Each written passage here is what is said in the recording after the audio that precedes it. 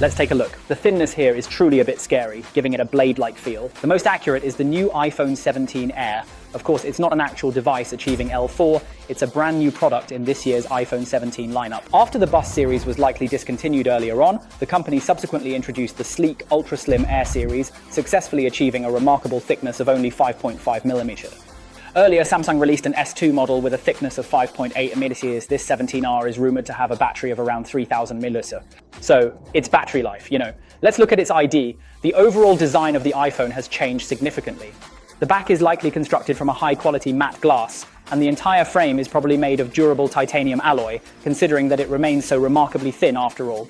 If the rigidity isn't sufficient, Bend Mode 2.0 might occur. Then the upper front module has been changed to a horizontally oriented window design. This time, it likely uses a 48MP single camera, but it can simulate a 2x telephoto lens through cropping.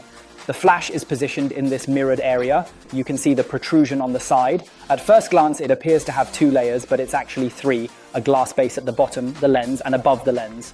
Its glass is still protruding a little bit. Everyone can take a look at the side. It's almost half the thickness of the Pro Max, yet it still has considerable emotional value.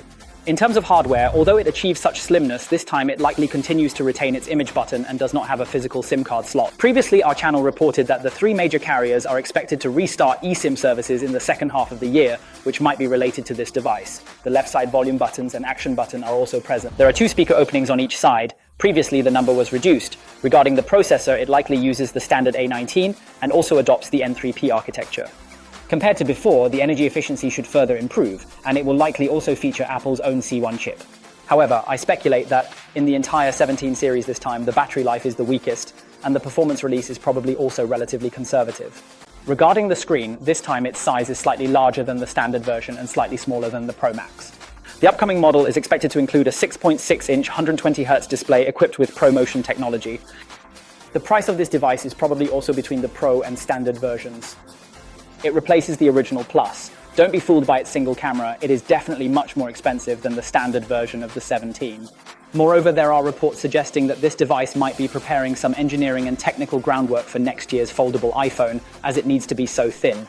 Okay, this is our current summary of the 17L situation based on the leaks. If you're interested in the 17 Pro series, don't forget to like. We'll release another preview episode about OSP's digital assistant.